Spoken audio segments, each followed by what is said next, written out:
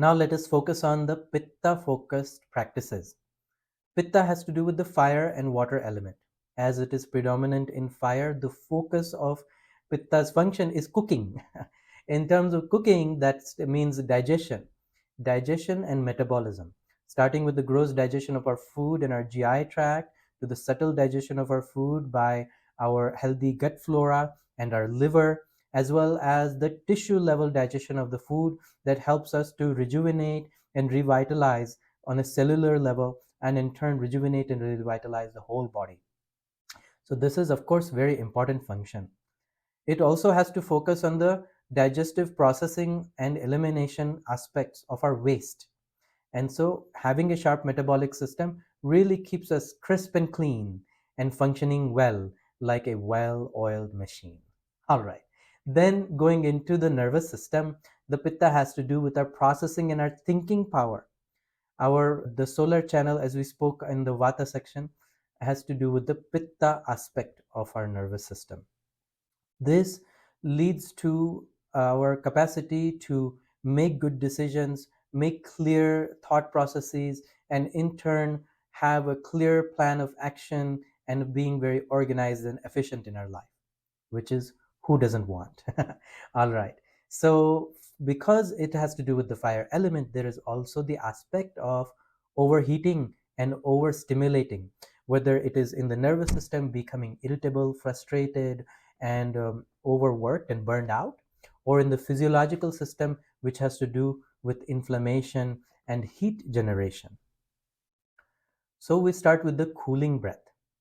Cooling breath is meant to cool the physiology but also create a cooling response through our nervous system.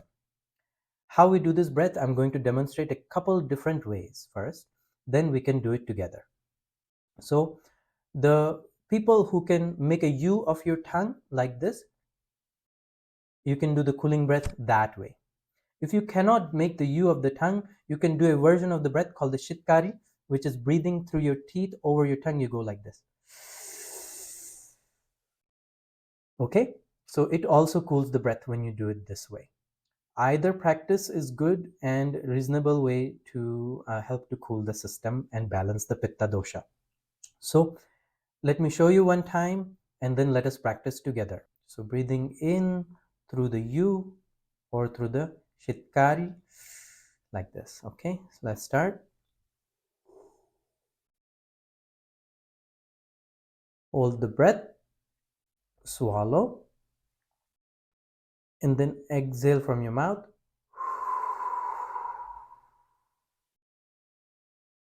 Releasing the tension.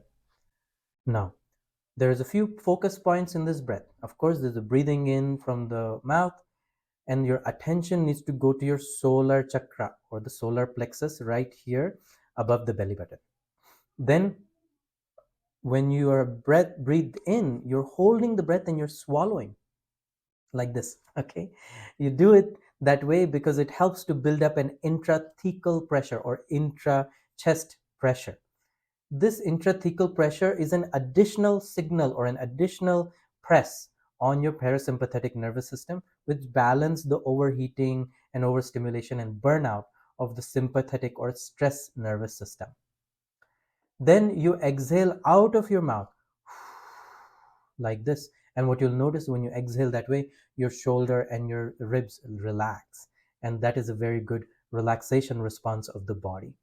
And so this helps to not only cool you down, calm you down, but also has a physiological and physical relaxation response associated with it.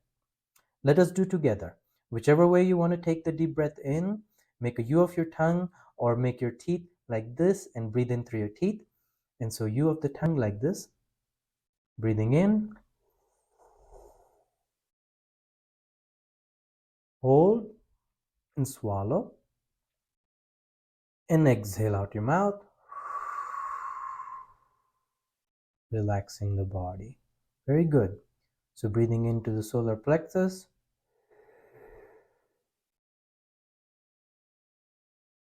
hold and swallow, and exhale.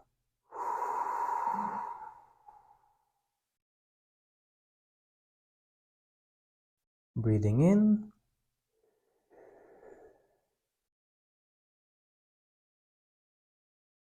Hold and swallow, and exhale.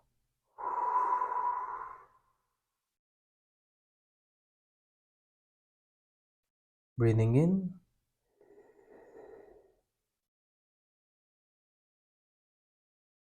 hold and swallow, and exhale. One last time, breathing in,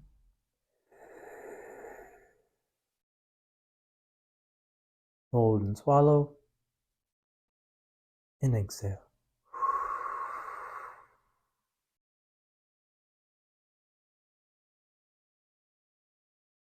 That is a very relaxing breath.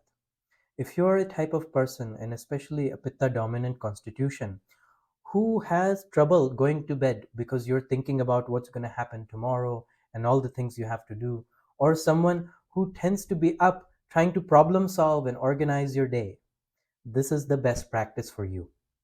The reason is that the pitta, or the processing aspect of the mind, likes to see things done and finished and concluded.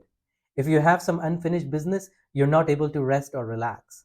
This breathing practice will help you to break out of that pattern, and in turn will induce a good night's sleep. And so now we're coming up two different practices that can help you to promote healthy sleep. One is the alternate nostril breathing, and the other is a cooling breath practice. Try it out and see how your quality of sleep is improved by this. Okay? Namaste and thank you.